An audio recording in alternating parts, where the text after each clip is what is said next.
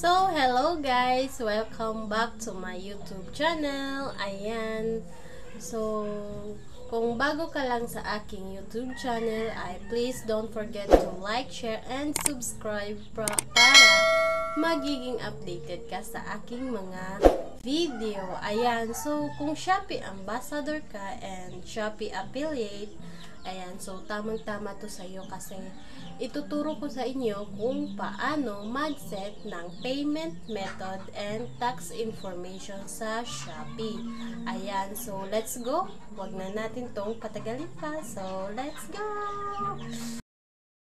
Ayan guys, open natin ang Shopee application and then sa pinakababa niyan, sa gilid, mayroon dyang me. Pindutin lang natin.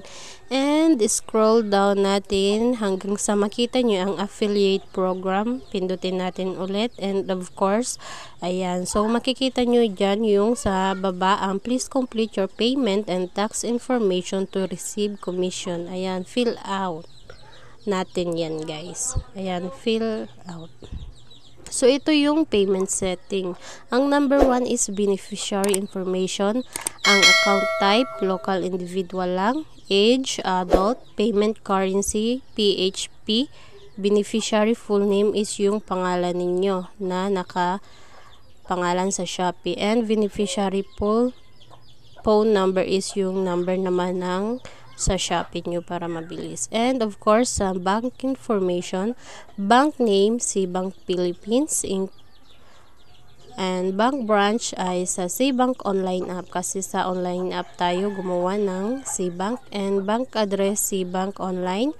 Bank account name is yung same sa Shopee account na pangalan nyo. And bank account number is yung SeaBank account number and proof of bank account ownership. Ayan. So, ayan siya guys. So, yung sa baba, hindi na ako nag-fill up kasi wala na tayong bank account. So, pwede na yung SeaBank account natin na sa online.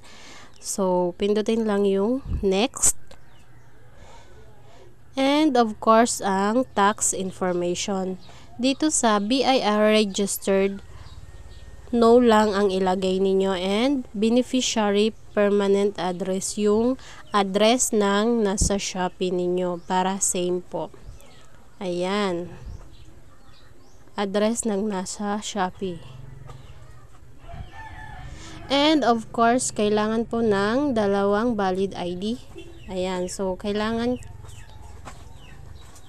nakalagay yung full name, birthday, and of course, yung ayan. So, ito yung halimbawa ng ID natin.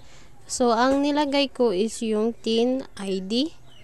And sa ikalawang ID naman yung PhilHealth ID. Ayan. So, kailangan may number. And sa name of taxpayer, yung same sa Shopee account na pangalan and TIN number po. Ayan. So, scroll nyo lang pababa. Ang tax registration naman is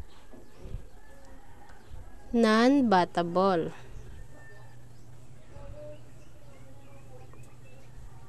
Ayan dyan.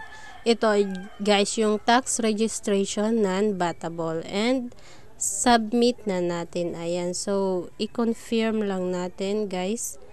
Ayan. So, maghihintay tayo ng 21 days. Of course, huwag nyo pong bilangin yung Saturday and Sunday. Ayan, weekdays lang po yung bibilangin natin para maghintay. So, submit successfully. Ayan, so ito yung kanina na fill up natin. So, maghihintay tayo ng 21 days. Ayan, so thank you guys. Please subscribe.